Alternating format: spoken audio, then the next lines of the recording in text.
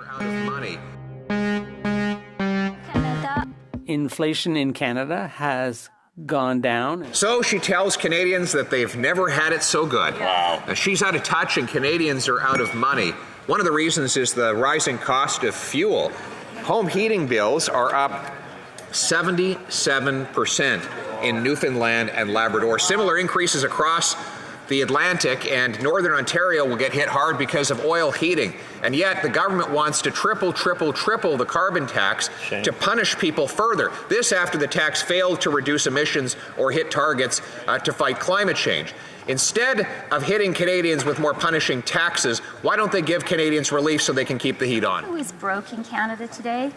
Anyone who actually listened to the Conservative leader in the spring and followed his advice and invested in crypto. Canadians who did that would have lost at least 65% of their life savings. Many of them would be completely wiped out. It's time for the Conservative leader to take responsibility, to renounce this reckless advice and to apologize to the Canadians. This is the minister who advised Canadians that there would be deflation rather than inflation. Right. Her government said inflation and interest rates would stay low for decades, so that they should borrow up a storm. And her most recent advice is that Canadians should pay their $6,000 home heating bills by canceling their $13 Disney subscription.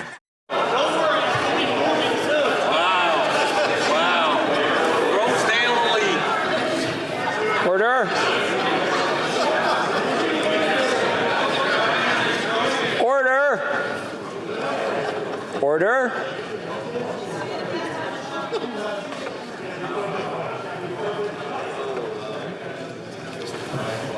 The Honourable Deputy Prime Minister, from the top, please. From the top.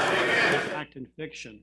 And unfortunately, our National Broadcasting Corporation, the Canadian Broadcasting Corporation known as the CBC, which is entirely publicly funded. Excuse me, my apologies, Mr. Brock. I've stopped your time. I should note, as has been set as a precedent within this committee, that there has been a vote called in the Senate.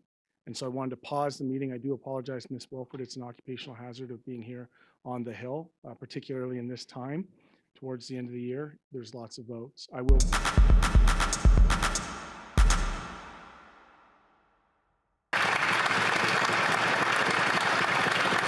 The Honourable Member for Peterborough Kawartha. Canadians are barely hanging on. The stress of paying for groceries is unbearable for many, especially those on fixed incomes. And today's announcements from Canada's 2023 Food Price Report sheds an even dimmer light on what's to come. According to the report, a family of four will spend $16,000 on groceries next year. That's an increase of $1,100. Last year's report projected food prices to rise by 7%, and this was considered alarmist by critics. The reality is today's report shows food prices have increased by 10%. The leader of the official opposition, alongside Conservatives, predicted this inflation and cost of living crisis years ago. The Liberals choose not to listen. They're doubled down on imposing their fertilizer tax, carbon tax, and reliance on dictator oil. All these decisions are driving up the cost of food. By 2030, a typical 5,000-acre farm could expect to pay $150,000 in carbon tax. The finance minister is suddenly pretending to agree with me on all of this. She sent a memo that's since been leaked in which she says that her ministers will have to find savings to match any new spending in the fall economic update. It's not clear whether the Prime Minister got the memo. He still wants to continue to pour inflationary fuel on the fire.